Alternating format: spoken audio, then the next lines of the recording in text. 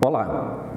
Dando sequência à nossa série especial de plantão Lefisca da tabela 2020, nós vamos, nessa quinta parte, tratar da DARF.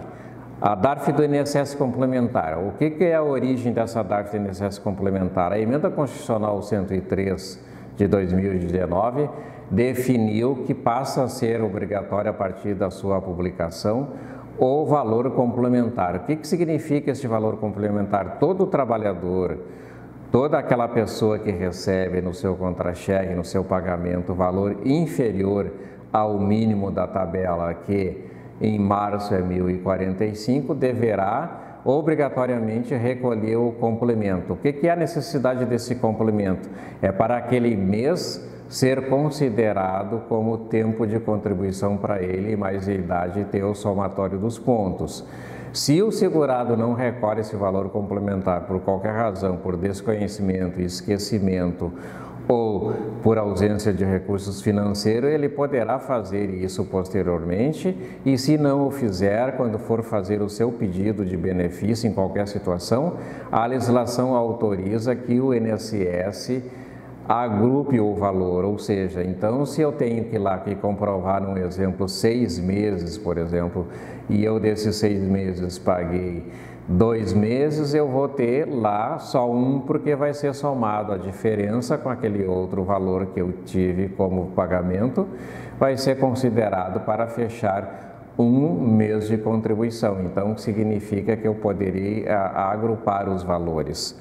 Com isso, então, nós podemos dizer que essa regra da emenda constitucional trouxe obrigatoriedade e a partir daí eu vou ter que usar o documento DARF.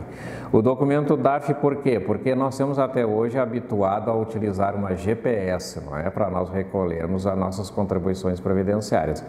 Mesmo no ano passado, quando houve a edição da medida provisória, se utilizou-se uma GPS para fazer, aliás, uma DARF para fazer esse recolhimento. Então, o que é a novidade que nós temos? Que a DARF, o período de apuração, é o último dia da competência do mês, então digamos que seria o último dia da competência do mês, dia útil do mês de março, neste caso, e preenchendo o identificador passa a ser o meu CPF, o CPF do segurado.